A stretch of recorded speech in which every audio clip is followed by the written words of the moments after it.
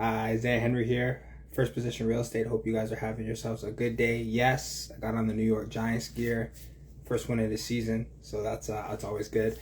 Today we got on Ryan. We actually had a little bit of schedule change, but we got Ryan coming on today, so it's going to be great. Yeah, getting into him and his business, which is going to be good.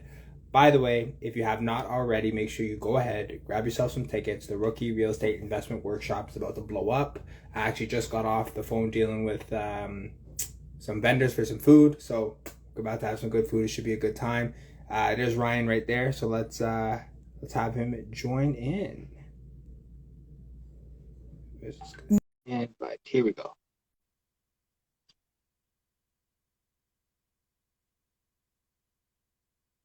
Oh, there it goes. Load it up. Load it up. Hey, there he is. What's going on, Ryan? How's it going? Good, boss. Good. Man, everyone I bring on here is trying to rival me and my beard. It's getting out of control. That's good. That's good. How are you doing today? Things are good? Good, good. Yeah, yeah. Keeping busy. Had a busy day. Awesome. But yeah, Good, good. good stuff. That's awesome. Well, I know a little bit about your business and kind of what you've been on to, but why don't you give the viewers maybe like a 30-second overview? Who is Ryan? What's Ryan doing in real estate these days? Yeah, so I'm Ryan Cavison. I'm 24, born and raised in Niagara Falls. First got in real estate in 2019. Bought my first duplex. Ran out of cash, and then transitioned into more active real estate. So focused on wholesaling, which I did that for about a couple years. I still do it to this day, but transitioned more into focusing on flips. We'll still wholesale, just like occasional deals. And then, yeah, just now focused on kind of wholesaling, a little bit of flipping, and mid to large size multifamilies. Good stuff. Good stuff. So it's funny you say that. You bought the duplex, looked around, you're like, oh crap, I'm out of money there. I feel like, some of the society's like, oh man, these investors, they're just buying houses all over the place. I'm like, man, I'd love to be one of those. Like, there's obviously other things we're doing to be active in that. So that's awesome. I got three questions for you. If it's cool with you, I'm happy to Yeah, dive in. yeah, let's do it. Good stuff, man. So like you mentioned, flipping, big part of your business. And what I kind of wanted to know, I know everyone who flips, or I know a lot of people who flip, sorry. Why did you choose flipping as, one of the staples in your active strategies? Or why do you feel flipping is so powerful? Yeah, absolutely. So, like I said before, we're focused on wholesaling when I first got started, and then we got to a stage where we were assigning a bunch of deals where the investors on the other end made like ridiculous money. Like the endless stories I can tell you. Like for example, I did a deal in Hamilton. Yeah. Uh, we locked it up for 225. We assigned it for 290. The investor bought it at 290, didn't touch a thing, and sold it as is for 552. And we're like, damn.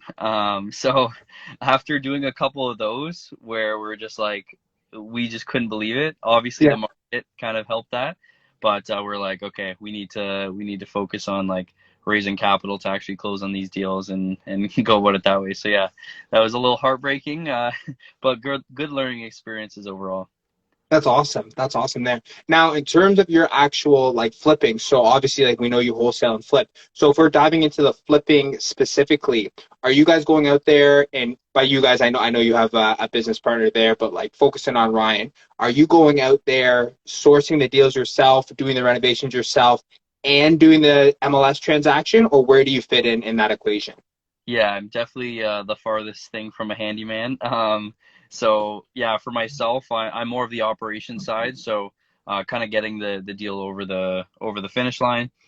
So for renovations wise, we hire everything out. We hire a general contractor. So we have a couple kind of all around Ontario, and they can kind of travel from location to location. So, but yeah, that's pretty much my main focus is the operation side, getting the deal under contract. Jordan's more focused on like finding the deal, getting it negotiated, stuff like that. We do flip flop kind of roles, but for the most part, I'm more operation side. That's awesome. That's awesome there. Any flips on the go right now, or how is it with the market right now? Yeah, so we have currently three projects. Two of them are pretty much done renovations. One's on the market, one's almost listed, and then the third one is just starting renovations now. Definitely finding the market slowing down for sure. But for buying wise, it's definitely a good opportunity. 100%. And like I think you made a good point. Like, the market's slowing down, but it's not stopped. I feel like, the media put this thing out like doom and gloom, real estate's falling. Like it's just slowing down. Like especially in the markets that I'm in, like good houses are still getting sold. It's just like, they happen to be sitting longer. Buyers are putting a little bit more conditions and stuff. It's not like it's dead. It's just slowing down a little bit there. So I'm sure you're seeing something similar. Yeah, exactly. Yeah, good stuff. So let me move on to the second question there. Obviously, we're talking about the market and we got different levels of risk right now. If we go back 6 months, like you said, you put a property under contract for 200, list it for 500 the next day, and it gets sold. So it's crazy. But what are you doing in specifically your flipping business right now to mitigate the risk in the market as well as the rising interest rates? Yeah, no, definitely. I think the main thing is just factoring in kind of like a big margin, just for if the market drops even more. Let's say the Bank of Canada comes out and says we're going to increase interest rates by more, 2% more, then Yeah. more people and more headlines will come out and the sky's falling, etc. But yeah, definitely factoring in more of like a margin there just to be safe for making offers, and then definitely buying for cash flow. So like I said before, we're going to be focusing on like mid to large size multifamilies.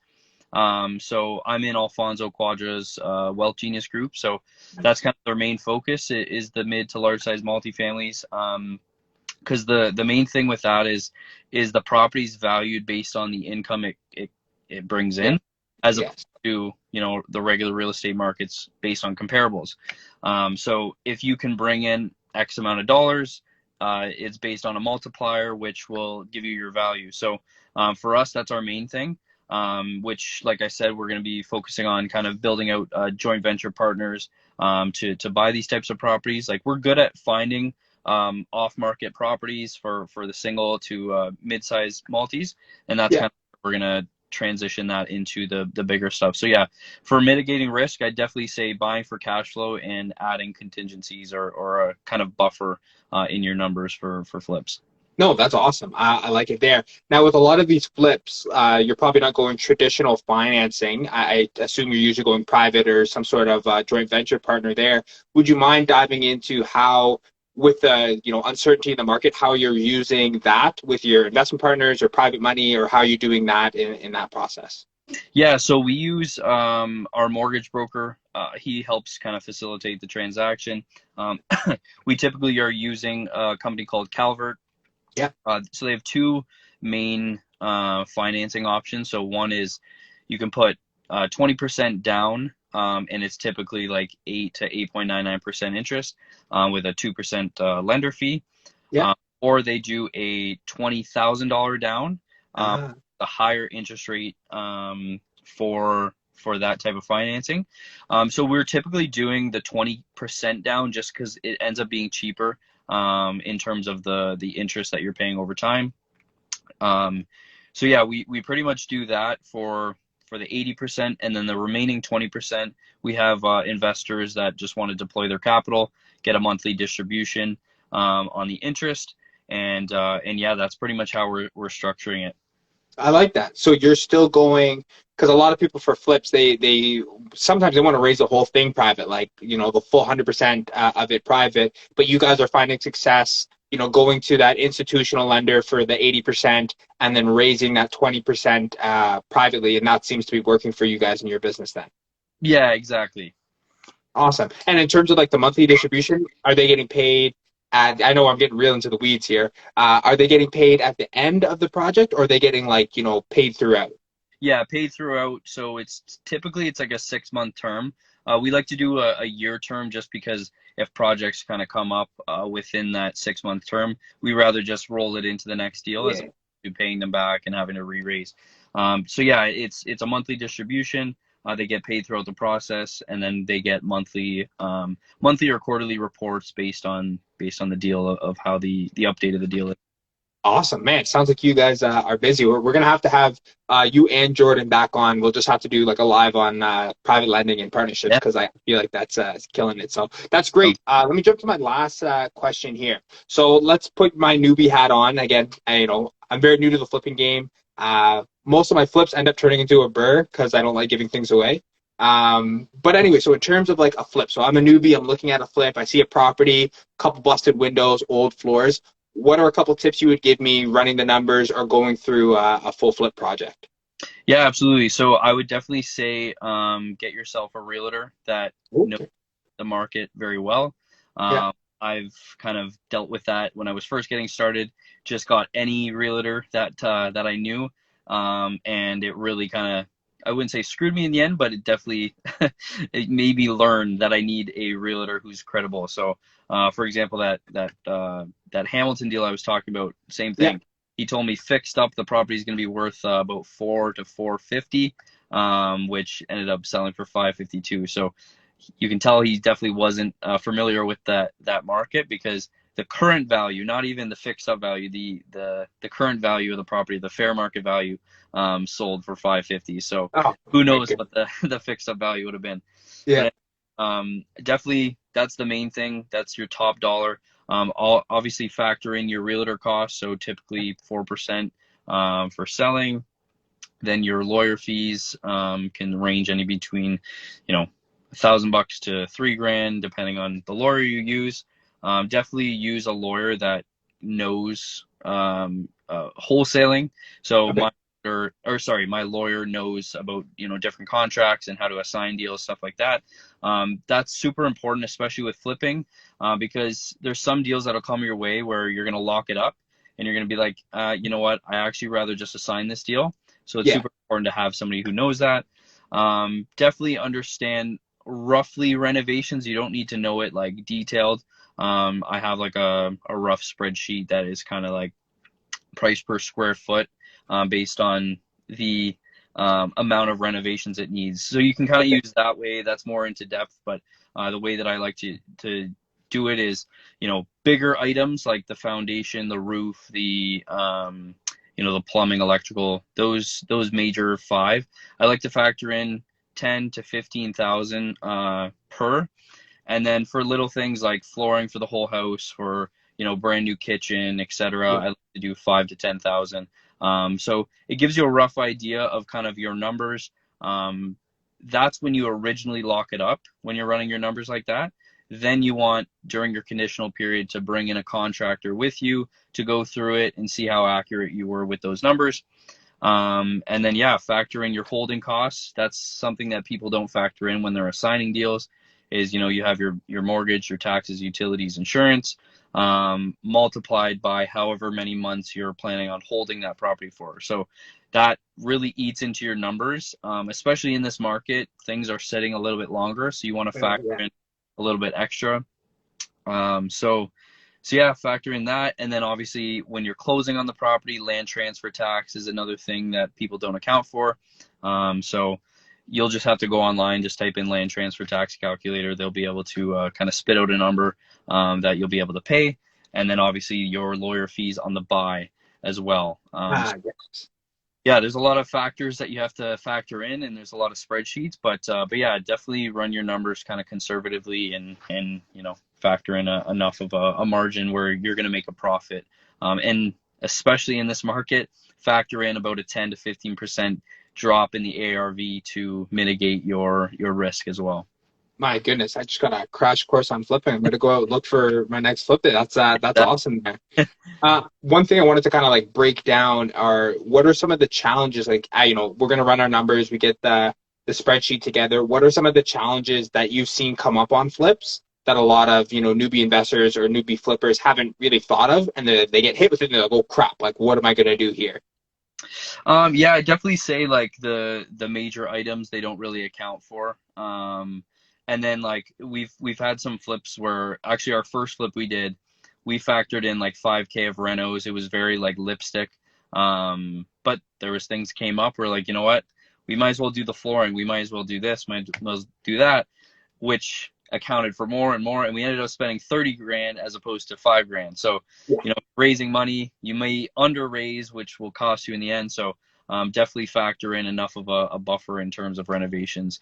So yeah, that's kind of what I like to look for. Good stuff there. And last thing, like you mentioned this, and I feel it's a really good process that you guys have. So you're going in, you're going to do your rough calculations based off your rules of thumb, whether it's price per square foot. I like the $5,000 rule. You have some variation of that. So you do that, you set a price, you set your offer, they accept it, and you bring a contractor in. I've done that a fair number of times. What does that look like for you guys bringing a contractor in to get that final quote or better idea of the numbers?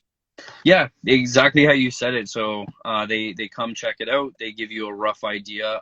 They'll give you a quote, kind of all the details that you want and anything that you want to have done.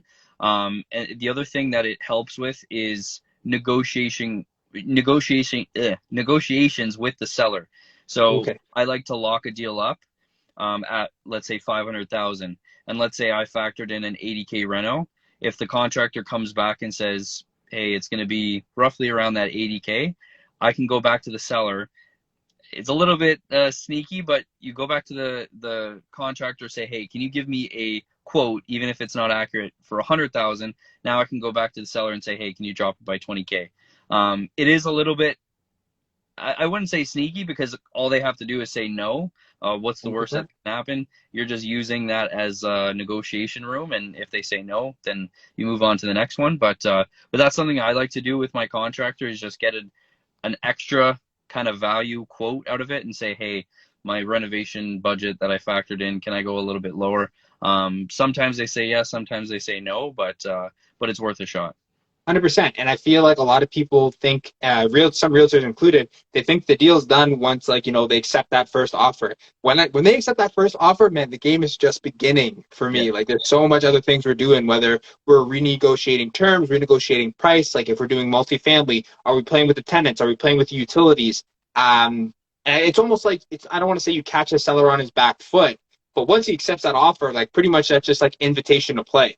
Like, right, after that, like, the seller might be able to want to negotiate with you back. Like, he's like, hey, you walk through and, you found nothing. Like, this is the price it's going to be, where you go through and you find out, like, the electrical is knob and tube. That's right. something else we want to negotiate. So I love that. Come back in, double whammy. We're going to negotiate all the way up till that thing closes. Yeah, exactly. That's awesome, man. That's awesome. Well, that's all the questions I have for you. And you know what? I feel like that crash course on flipping is going to be great. I'm going to have to save that one and replay it. Did you have any questions for me before we kind of wrap it up and get on out of here? No, I think you addressed everything. I appreciate the time, and yeah, it was great chatting with you. No, man, 100%, man. I really appreciate you having on. I'll just wrap it up quickly. Guys, it's Isaiah Henry here, First Position Real Estate. As always, I help government employees invest in real estate so they can build wealth and retire early. Today, we had on the man, the myth himself. We had on Ryan. Ryan and Jordan worked together, but we had on one half of the organization today. We did a great deep dive into flipping, as well as some other aspects of his business and some insight for new investors. Ryan, where can people find out more about you if they want to get involved, lending, deals, all that kind of good stuff? Yeah, you can find me on Instagram, just at Ryan Cavison, Facebook, LinkedIn, pretty much all social media platforms is just at Ryan Cavison. Okay, that sounds good. I'll make sure I tag you in this, and I'll put you in the description below. Any last words for the investors out there before we sign off? No, I appreciate the time, and yeah, it's been great. Awesome, man. Well, thank you so much for joining us. I really appreciated it. Ryan, until next time, have yourself a great week, all right? Have a good one. Cheers, buddy. Bye.